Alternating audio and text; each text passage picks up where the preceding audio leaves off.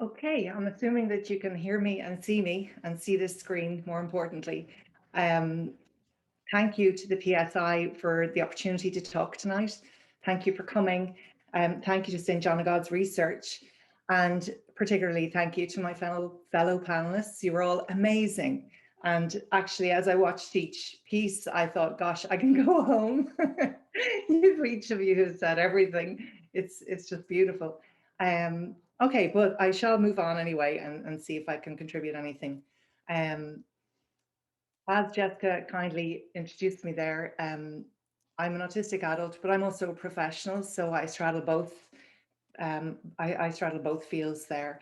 At the moment, having founded last year this new collective called Thriving Autistic, and the idea behind it is a group of neurodivergent therapists, psychologists, coaches, speech and language therapists, and we have an occupational therapist too, supporting each other to thrive. And I think, as has been already mentioned in other people's talks, a lot of the time we, and particularly if we're mothers, can't work full time.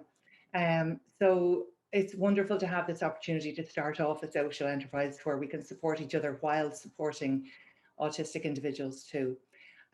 We have been partnering lately with, well, since its inception, with the wonderful Adult Autism.ie, which is an Irish practice that is a mixture of neurodiverse individuals, psychologists, all clinical psychologists, as far as I know, who are diagnosing adults in Ireland and in the UK. So what we do for them is all the post-diagnostic support for newly diagnosed adults.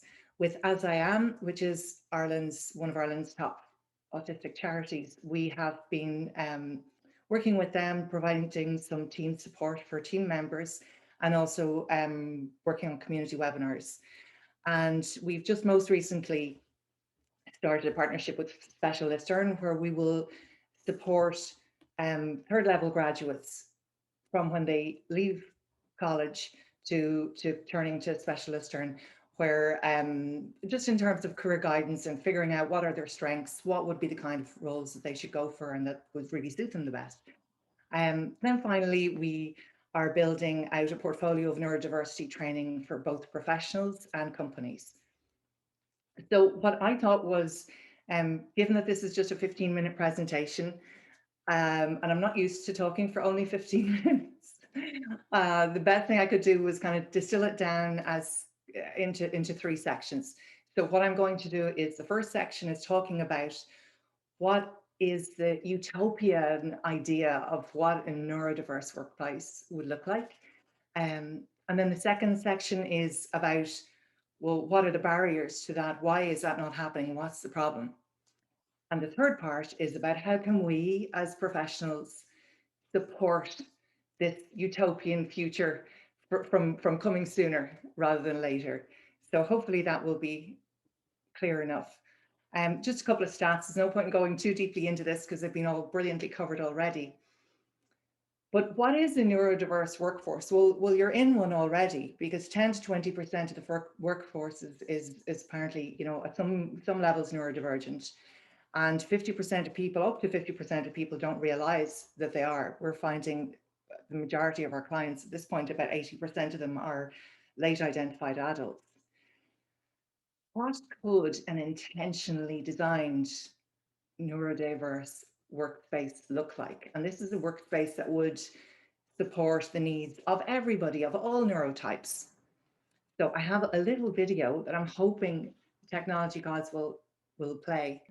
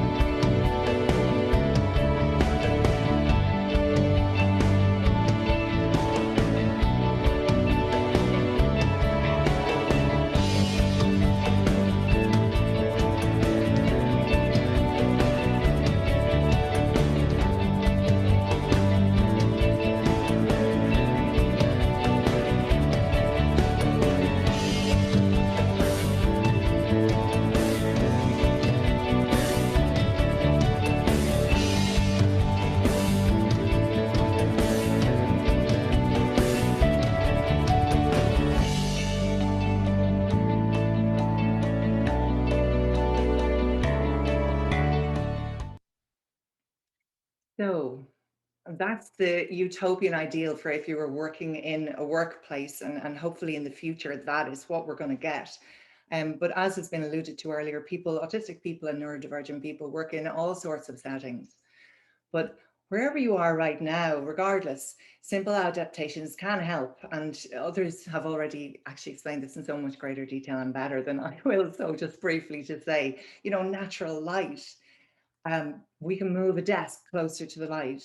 We can consider either wearing noise cancelling headphones or moving a desk to somewhere where it's more quiet. The temperature of your surroundings and the ability to access a private space, either a private office or private moments, a workroom where it's privacy and people can go in and take time when they need it. Again, staggered breaks can be so useful for people working in buildings with others, that if they need that quiet time. And again, I think it's already been said in that video, but true inclusivity means that we must provide workspaces that accommodate the entire sensory spectrum of sensitivities. And as has been said, there are the stereotypes obviously about autistic people, but each person is an individual and has an individual collection of sensitivities and needs. Then not only talking about the environment, but internally, on the person's emotional well-being and their psychological well-being, we need to build on their strengths. There's I could spend a day talking about strengths, because there's a whole wealth of research has been done on strength-based, or in the workplace or in the life place. But absolutely, the autistic people in particular, and many neurodivergent people, including ADHD, are well known for having what's called a spiky profile, where they're extremely strong. Oftentimes they're extremely strong in some areas, and in other areas can find real challenge. So the traditional viewpoint in business has been to focus on fixing weaknesses. But that has been proven to be an ineffective use of time and energy. And I'm not going to go into that more deeply yet. I wish I could, but we don't have time. So I'm going to move on to now the barrier, like what is stopping us from achieving that utopia in the world right now? And I'm giving you a content warning. This is especially for any neurodivergent people here, professional or personally here, that this next video there is some distressing content. It's talking about ableism, and it's by the United Nations. It's only 2 minutes, less than 2 minutes, but I think it's really so vitally important that I want to show it to you.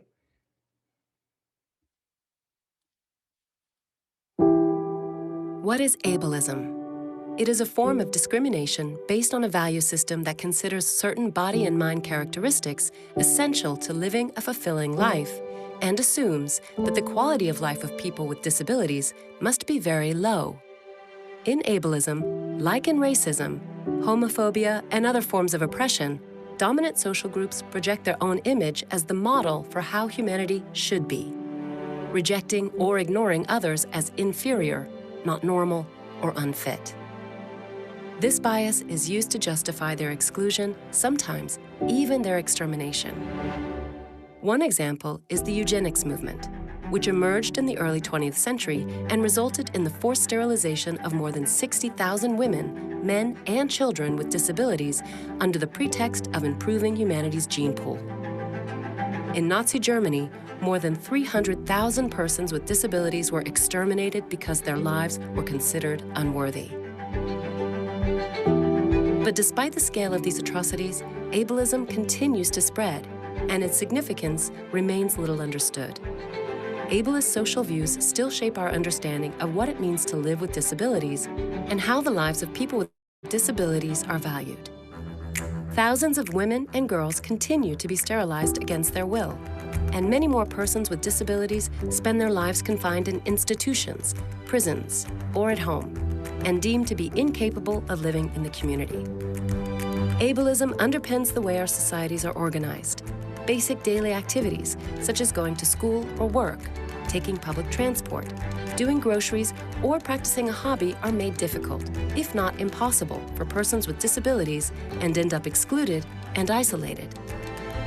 human rights challenge ableism and other forms of oppression and fight for a world where diversity is valued and embraced. Humanity is always changing. People everywhere use their minds and bodies in different ways, and those differences are what makes us stronger. Human diversity is all around us. We are all part of it. Let's embrace it.